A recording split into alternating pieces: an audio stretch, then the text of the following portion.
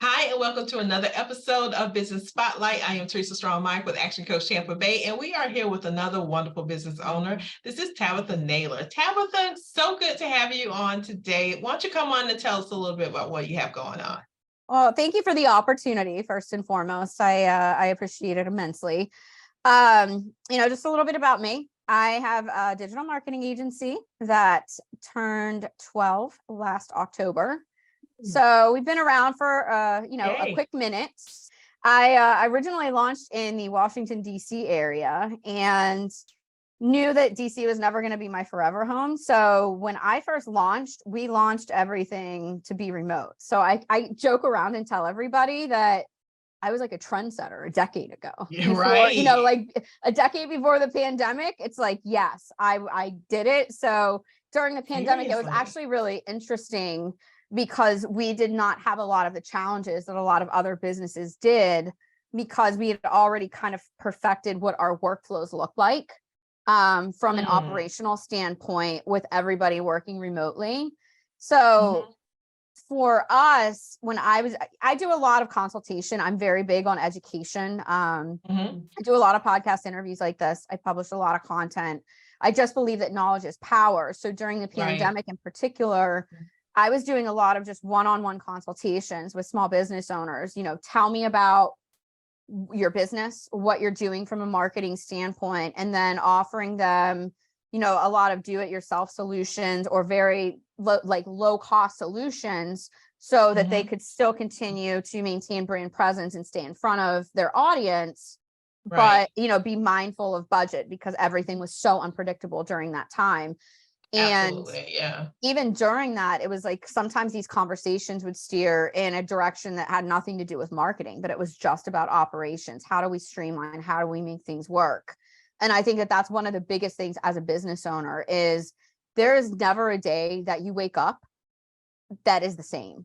And, we really have to learn how to roll with the punches and become solution solvers at the drop of a dime, because there's just things that are always happening that come up that we don't predict, opportunities that arise, or something catastrophic that shuts the entire world down like a pandemic. But it's just, how do we roll with the punches? How do we make it through while still maintaining like that impact, that work that we do, the things that get us excited and passionate about it? Because at the end of the day, small business is tough, right? It's tough to run a business. It's a lot of moving parts. Like we wear a lot of different hats, but there's a reason why we do it. And it's because we are really passionate about the work we do. For me in particular, it's about the businesses that we can help because it's a snowball effect. If we do a really good job for our clients, that means that, their businesses are elevated. They've got more brand recognition. They've got more leads. They've got more phone calls. That translates into sales. Sales turns into growth. Growth turns into hiring. Hiring means going out into the local community. So it really is like the snowball effect where we start up here and it seems like it might be something that's very small and trivial, but then it just snowballs all the way down and it permeates into so many different directions. And I just think that it's such a great feeling. It's such a great feeling. Awesome. I absolutely love the work that we get to do because of the positive impact that we can make for people. Wonderful. So I love the way you just talked about the whole transition and how things grow and how the evolution of business. So because we're speaking to other business owners. So speak to me about where you started in terms of team and where you are now. How much has that changed and how did you know that you were ready to absorb more team members? So my backstory is a little bit interesting because I didn't just wake up one day and say, I think I want to start a marketing agency. Like that's not what happened at all. I feel very fortunate in regards to that. So I actually had a job doing sales and marketing for a media company. It was print publications. And it was very niche. So I was working with the Department of Defense and all the defense contractors. So I was going to military bases all the time and trade shows. I was literally never home. But what happened is you start seeing the same people over and over and over again. And word got out that I was pretty good at doing marketing. So I started getting small defense contractors asking me, hey, can you help me with some press releases and PR? Can you help me with some marketing collateral? And it got to the point where I was making more money on the side doing that than I was with my full-time job. So Yes. that's how I made this transition from what I was doing to where I am now. And then, you know, within 6 months of that, I had more work than I could handle on my own. So then I started bringing people on board. And one of the biggest challenges for me was when I first started out, because I knew that DC was not going to be forever home for me. I didn't want to have brick and mortar. I didn't want brick and mortar because I thought that it would marry me to the DC Right. area. Mhm. And if I ever decided that I wanted to leave, I would essentially be tanking my business to try and start over somewhere else, which I didn't want to do that. So Gotcha. for me, it was bringing people on board and then figuring out how you make this whole remote thing work. And it was challenging because, you know, Zoom and things like that, it wasn't these things weren't Right, mainstream it like they were in wasn't. 2010. So you're trying to Exactly. like kind of cobble a whole bunch of things together, kind of like Mhm. different puzzle pieces, but you're doing it in the dark. Right, And right. outside of that, you know, we work in creative. So a lot of times what was happening is I was bringing people on board full time, and then things would be great for like 3 to 6 months. And then they would start taking on side projects. And I'm fine with that as long as it Mhm. doesn't impact your actual work responsibility. Right, right. But the problem with side projects is they traditionally have shorter deadlines. So all of a sudden, Mhm. these side projects start to become more of a priority. Yes. Deadlines are missed, the quality of deliverables suffers, and at the end of the day, it all just kind of implodes. So how did you deal with that? How did you overcome that with future hires? for the first 2 years, it was really, really tough. And I mean, like the amount of times that I was just like, I can't do this anymore. I don't know how to make these things they just kept happening. It was like clockwork. Right. And I was like, I don't know how to make this stop. Like maybe the problem is me. Mhm. But what I did is I actually scaled everybody back, and everybody's a 1099 contractor now. And then what I've Mhm. done is I've built out a roster. So I have my really great web developers. I have my really good content writers. And I have Gotcha. these various different buckets so that when we bring a new client on board, Mhm. once I have that initial conversation, because traditionally the way it works is I have a consultation, learn a lot about the business, their goals and objectives, what they're doing from a marketing standpoint, what they Mhm. feel they're doing well, what they're not doing well. Then I do a SWOT Right. analysis. I come back to them with my recommendations. And Mhm. then we kind of figure out like what this path is going to look like moving forward. We don't do things that are cookie cutter, because even if it's just like, let's Yes. just say that it's two chiropractic clinics that are here in the Tampa Bay area, even Right. though they're in the same business and we're in the quote unquote same geographic area, they're two completely different businesses. So what works Absolutely. for one might not work for another. So everything that we do is Right. very custom for the people that we work with. So Mhm. I'll do that. And then I figure out, okay, we're going to need coverage for graphic design. We're going to need somebody to handle this. And then I kind of bring everything together that way. And at the end of the day, it actually works out even better because we're getting, Nice. like I'm putting together like these micro teams to work on each individual client that Yes. is like the best of the best that I have in my, in my arsenal. And I try to build really great relationships with people. So like, for instance, my admin, she's been with me for 11 years. And some of my You. web developers have been with me for like 8 and 9 years. We have a very good relationship working with each other. So it was about transitioning everybody from W-2 into 1099 contractors and really completely changing how the business model looked from an Mhm. operational and financial standpoint. So talk to us about the benefit of 1099 over W-2. I mean, from a business owner standpoint, it's a little bit easier because we're not dealing with unemployment, the tax and implications and things like that. Mhm. But to compensate for that, because, I mean, for some of these people who work with me, it's tough. So Mhm. we try to pay, a more competitive rate than we would if it was just, straight as a W-2 hourly employee. Mhm. But the other thing is I try to do a really good job with client. We have like with client relationships and client retention in general. So we don't have a lot of churn.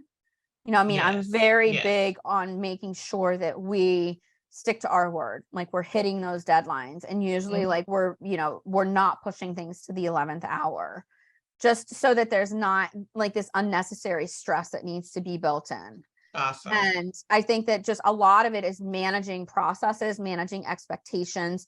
And also, one of the biggest things is just really transparent communication internally with our clients, with any stakeholder. It's really just about having this transparency so that people know what's going on, they know what to expect, because that's the worst thing. At least in my Absolutely. world, it's one of the worst things that can happen is when there's that communication breakdown. And, you know, unfortunately, like sometimes I've let clients go because I'm like, we don't have the communication channels that we really need. I need you to be more engaged in the process. And if that's Yes. just not possible, then unfortunately we're not going to be the best fit. Like you are better off going to a company that's going to do cookie cutter solutions for you. And I think that that's a big differentiator between us and some other companies out there, is because I am not expecting the world. I don't need you to be hands-on day in and day out, but I do need you to be engaged in the process, because at the end of the day, the work we are doing is for you and your business. And your Yeah. business is only going to be as successful as how engaged you are in that process. I love all of that. So tell me, what keeps you motivated? It's I think it's the challenge of it, right? Because it's like I always want to be doing a really good job for our clients. Mhm. And in the wonderful world of marketing, unfortunately, or fortunately, depending on the lens you want to look at it through, there's no, there's no formula for success. Mhm. There's really no formula for success. And some things we will plan and we will execute. And when I look at the analytics, I'm like, well, that's interesting. This isn't really what I thought that the Gotcha. results were going I to see. be. Mhm. So then it's about tinkering, like what happened here? How can we improve upon that? And Gotcha. it's like Okay. it's that type of stuff, because it's mentally stimulating, right? Because Mhm. you're constantly having to learn, you're constantly having to analyze and Right. and just kind of figure out, okay, like what's happening here. And sometimes we have these campaigns where it's like, this is crazy. What's going on right now? So it's You like, know what you know, I you know what I love about this, Tabitha? Because you're a whole agency and people are out there doing this on their own and wondering why that one post or that one thing didn't work. It's like, yeah, you have to try multiple things in different right. ways to understand what's going to work for you in this moment in time for this particular product, Yeah, right? exactly. I mean, it really is, so much of it is just like testing, looking at the numbers, like Mhm. looking, and then it's like if something went really well, diving into why. If it didn't really Yeah, go as well as you thought, like why? And sometimes right. sometimes it's very basic. And sometimes it's just because you have an audience that has completely swung in a different direction in terms of the things that Mm, they truly care about. yes, And I yes. think outside of that, it's like marketing is fun for me because there's so much psychology that's involved with it. And it's like, I mean, Mm, you have to understand people's target audiences at a really, yes. really granular level to be able to say, okay, like this is how they feel. These are the things that they care about. How do we really like tap into that so that we can speak to them? Because it's about emotion. Yeah, so to all that's listening, that's the benefit of having a professional on your team, right? That's the benefit of having a professional so that you are not racking your brain trying to figure this all out while you're trying to run your business. Like, Yeah. I mean, right? I tell people this all the time. It's just for some people, it's like I don't know that I can afford, working with a marketing agency.